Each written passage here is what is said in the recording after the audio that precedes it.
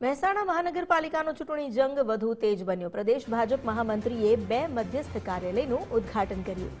અજય બ્રહ્મભટ્ટે ભાજપની આખી પેનલને જીતાડવા હાકલ કરી। પેનલમાં હાર થશે તો હોદ્દો નહીં મળે તેવી વાત તેમણે કરી છે। પોતાના જ ઉમેદવારોને મહામંત્રીએ કડક ચીમકી આપી। જીત બાદ પ્રથમ સાધારણ સભા જાહેરમાં યોજવા સૂચન કર્યું। મહિલા અનામત મુદ્દે કોંગ્રેસ પર આકરા પ્રહાર કર્યા। કાર્યાલયના ઉદ્ઘાટન પ્રસંગે અશોક ચૌધરી સહિતના નેતાઓ ઉપસ્થિત રહ્યા।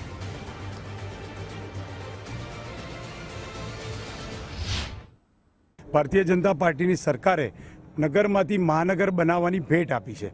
સમગ્ર મહેસાણા નગર આના ઉત્સાહમાં જોવા મળ્યું છે। વિવિધ વોર્ડના કાર્યાલયના ઓપનિંગમાં જે રીતે પ્રબુદ્ધ લોકો અને દરેક પ્રકારના નગરજનો જોડાયા, જે પ્રકારે જન સમર્થન આપી રહ્યા છે, મહેસાણા મહાનગર એ પ્રદેશ ભાજપને મહાનગરની ગિફ્ટની રિટર્ન ગિફ્ટ આપવા માટે ઉત્સુક છે। અમારા સૌ કાઉન્સિલરો આવનારા 5 વર્ષમાં ખૂબ જ સારી રીતે મહાનગરનો વિકાસ કરી અને અમદાવાદને સમકક્ષ પહોંચવાનો પ્રયત્ન કરશે। ચૂંટાયા આવ્યા પછી શહેરમાં જેટલો થઈ શકે સારામાં સારો વિકાસ, જે અધૂરા કામ બાકી છે એ કરવાના, જેટલી ગ્રાન્ટ્સ મળે આમાં મહાનગરપાલિકામાં સરકારશ્રી તરફથી એ બધી કોમન મેન સુધી પહોંચાડવાની, કોમન મેનના બધા કામ સારી રીતે કરવાના।